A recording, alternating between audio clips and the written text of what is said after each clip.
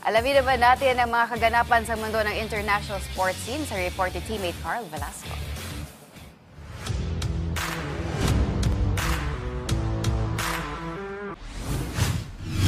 Sa balitang basketball, silipin natin ang mga naging laban sa pagpapatuloy ng 2025 to 2026 NBA season nitong nakaraang linggo. Sa unang laban ng weekend doubleheader, isang late game comeback win ang nakuha ng Phoenix Suns kontra sa bisitang Minnesota Timberwolves 114 to 113. Maagang nahawakan ng Phoenix ang kalamangan sa mga unang yugto ng laban sa tulong ni off-the-bench guard Colin Gillespie matapos ang ilang sunod-sunod na deep balls at mid-range shots. Sa second half naman, unti-unti nang nakadikit ang Timberwolves nang mag-init si superstar guard Anthony Edwards sa labas at loob ng shielded area. Ngunit nang makaalagwa ang Minnesota, unti-unting bumalik sa laro ang Phoenix sa pamamagitan ng ilang crucial baskets at eventual go-ahead shot ni Gillespie para makumpleto nila ang comeback at madagdagan ng kartada sa 10 wins and 6 losses. Sunod na makakalaban ng Phoenix ang San Antonio Spurs ngayong araw. Sa ikalawang laban naman ng doubleheader, hindi umubra ang Houston Rockets sa Denver Nuggets 112 to 109. Sa first quarter pa lang, nag-alak Kobe and Shaq na ang Nuggets duo na sina Jamal Murray at Nikola Jokic nang gumawa ito ng pinagsamang 60 points, 19 assists, 12 rebounds, 3 steals at 1 block. Sa panig naman ng Houston, humalili muna ang role players na sina Reed Shepherd at Amen Thompson matapos ang tahimik na gabi ni superstar forward Kevin Durant at Alperen Sengun. Ngunit sa huli, nakuha pa rin ng Denver ang panalo nang hindi napigilan ng Houston ang opensa nito sa crucial minutes ng laban. Dahil sa panalo, umangat na ang kartada ng Denver sa 12 wins and 3 losses, kung saan nanatili ito sa second seed ng Western Conference, kasunod ng defending champions na Oklahoma City Thunder.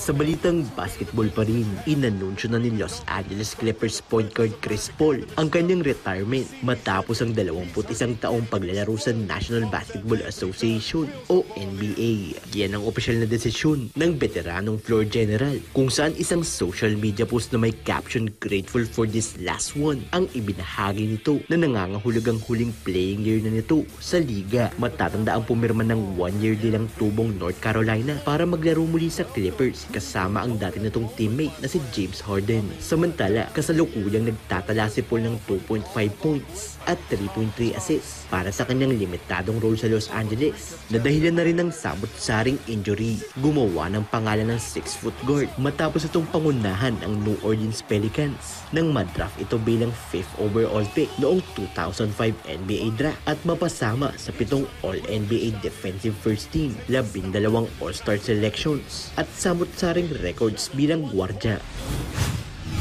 At sa balitang boxing, nagtapat na sa entablado ang YouTube personality at professional boxer na si Jake Paul at heavyweight fighter na si Anthony Joshua para sa kanilang December 19 bout. Nitong nakaraang linggo, isang face-off ang naganap sa Miami, Florida para sa Jake vs Joshua event, kung saan nagtagpo ang cruiserweight fighter na si Paul at heavyweight champion na si Joshua. Umani ng samot-saring reaksyon mula sa fans ang nasabing face-off, kung saan napansin nila ang tila ba ibang body language ng YouTuber at tila ba pagkasindak nito sa British boxer. Magkakaroon ng 8 3-minute rounds ang nasabing laban, kung saan ayon sa mga organizers, isa itong totoong professional fight at hindi lamang exhibition. Matatanda ang kinansila kamakailan ng sanay exhibition match sa pagitan ni Paul at WBA Super Lightweight Champion Gervonta Tank Davis matapos ang isang lawsuit na isinampa sa lightweight champion, kung saan inakusahan nito ng pambubugbog sa dating nobya nito. Samantala, gaganapin ng nasabing laban sa Kaseya Center sa Miami, Florida sa darating na December 19 ngayong taon.